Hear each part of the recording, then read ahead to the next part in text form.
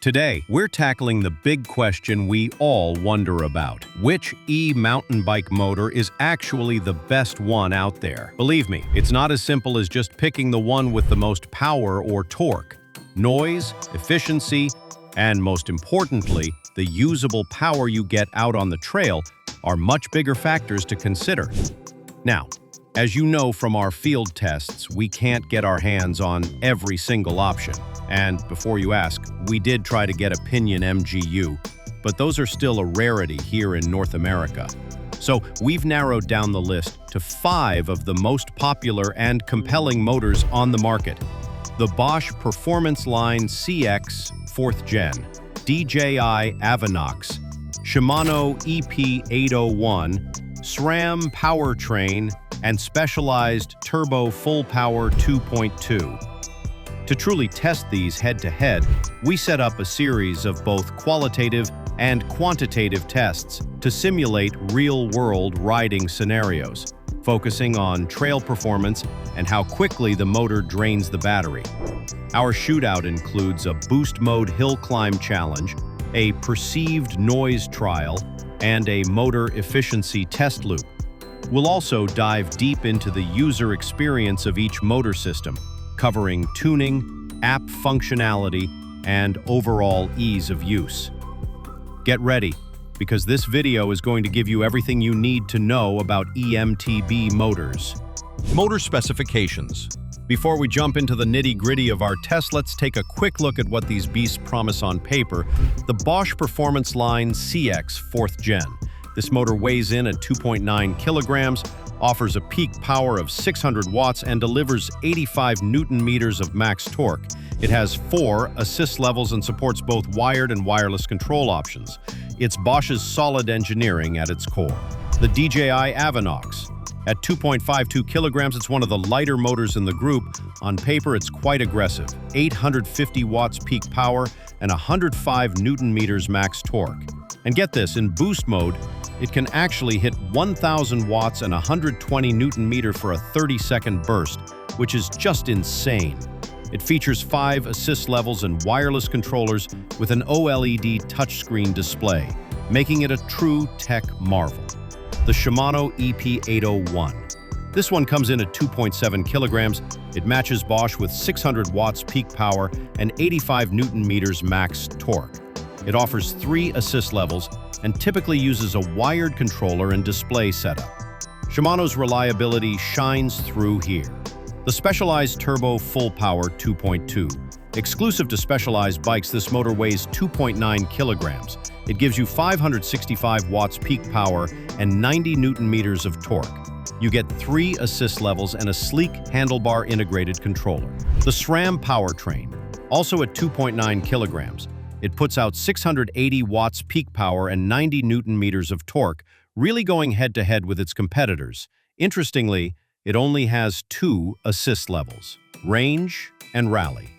It's fully integrated into the wireless AXS ecosystem, which significantly simplifies the user experience.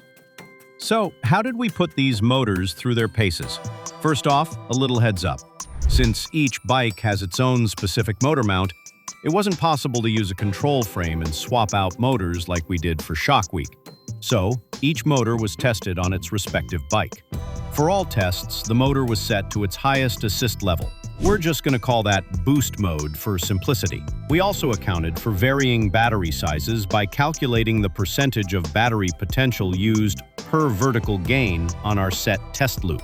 Over 5 laps, we averaged 484 meters of vertical climbing. We ran the entire test loop on the same day under the same wet and cold trail conditions.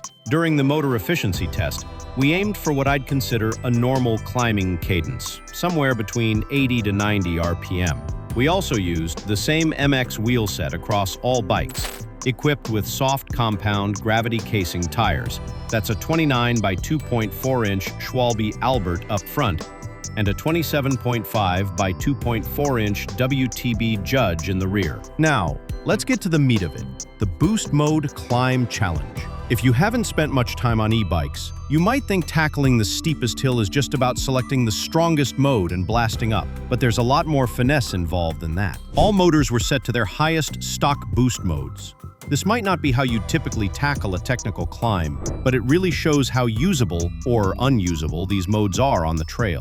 We know all these motors are highly tunable via their respective apps, but we wanted to highlight their out-of-the-box characteristics, like overrun, how long the motor stays engaged, pickup, re-engagement timing, and torque. The ranking. Number 5, Specialized. The Turbo 2.2 has the lowest peak power at 565 watts, but still a good 90 Newton-meters of torque.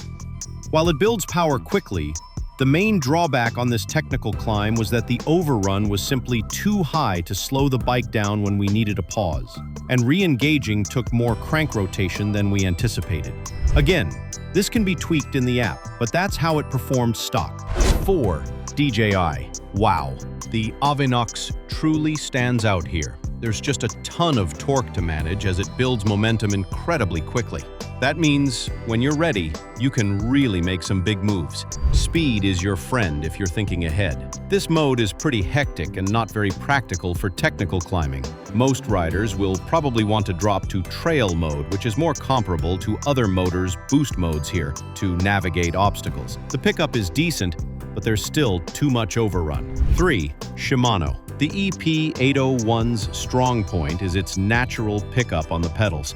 However, it's how the torque is applied that makes managing grip from a standstill a bit trickier. Re-engaging the motor is more manageable than with the Specialized, but it might be worth toning down how quickly the power ramps up. SRAM. I really appreciate how smooth and manageable the power delivery is here. But, as you'll notice in the video, it takes a bit more gusto to get the bike over a log or up a rock face. In those moments just before a big lunge, the power doesn't ramp up super quickly. This actually allows you to find and manage traction even in the highest rally mode, making the powertrain feel more natural, almost like an unassisted bike in its stock parameters. 1. Bosch. The Bosch motor might just be the Goldilocks of power management. It offers a fast pickup, and the power rolls off super smoothly. When you burst into big moves, it applies a sensible amount of torque without feeling out of control. This motor is truly a step above the powertrain in terms of intuition. Now that we've gotten the physically hardest part out of the way,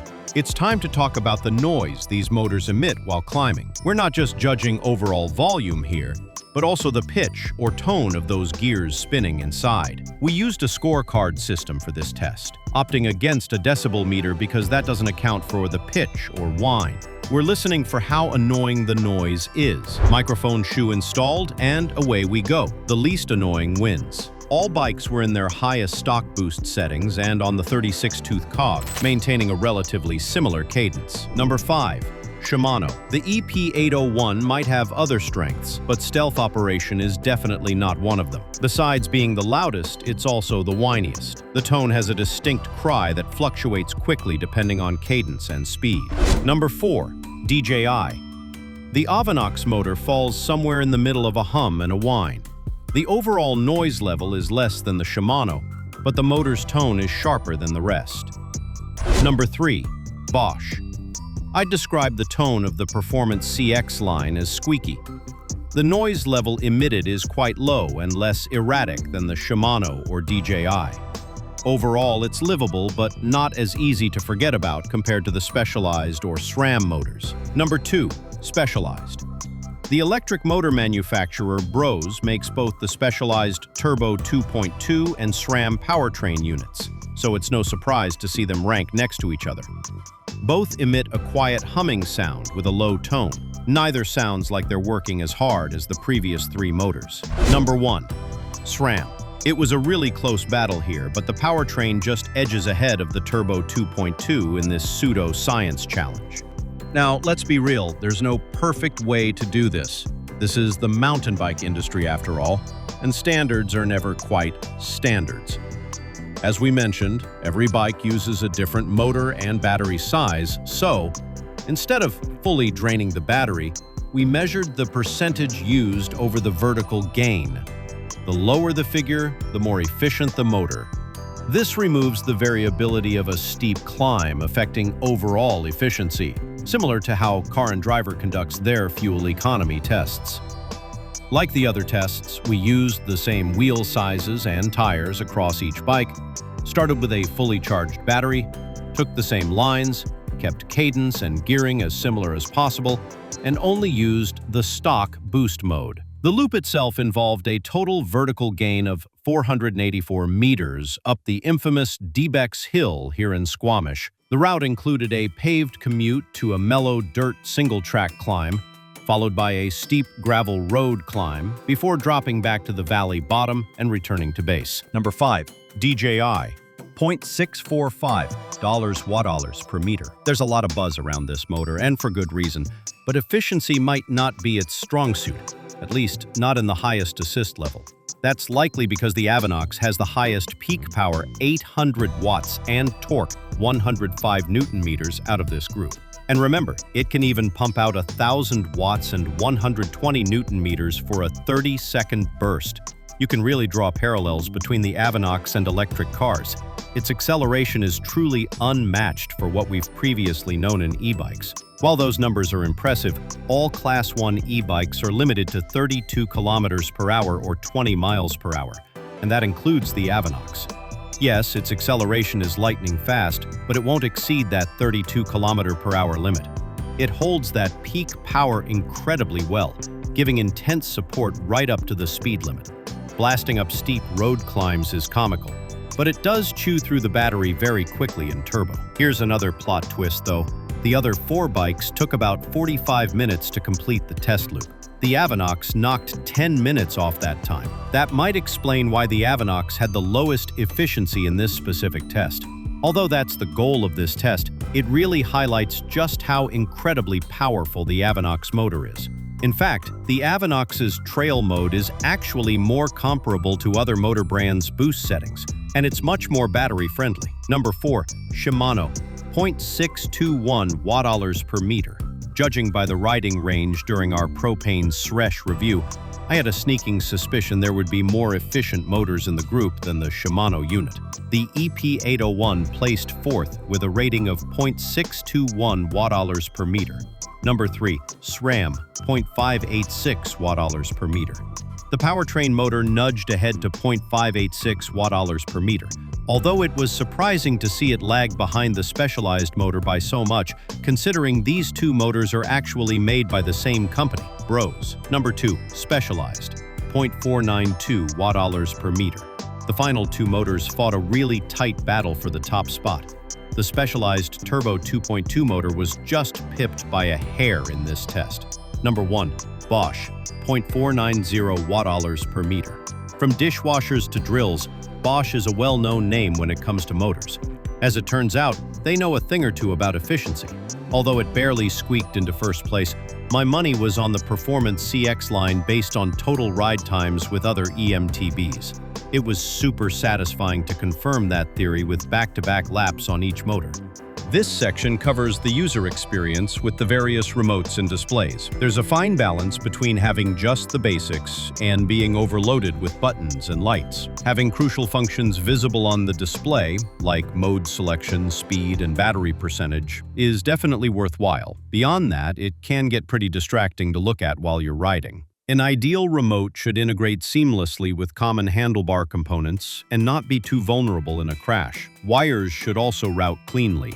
You can't argue with the stealthy look of wireless remotes, but you do have to remember to check their battery life. Bosch. Most bikes featuring the Performance CX line motor tend to use the built-in top-tube controller unit and the wireless mini handlebar remote. This is a much slimmer package than the kiosk display and bulky remote we've tried in the past. The controller lets you turn the bike on, change power modes, and sync to the app via Bluetooth. One downside here compared to the kiosk remote is that you can't see the battery percentage or other useful stats like speed and vertical ascent directly. To see that, you'll have to connect the bike to the app. Yes, it can be annoying to pull out your phone just to check the battery percentage.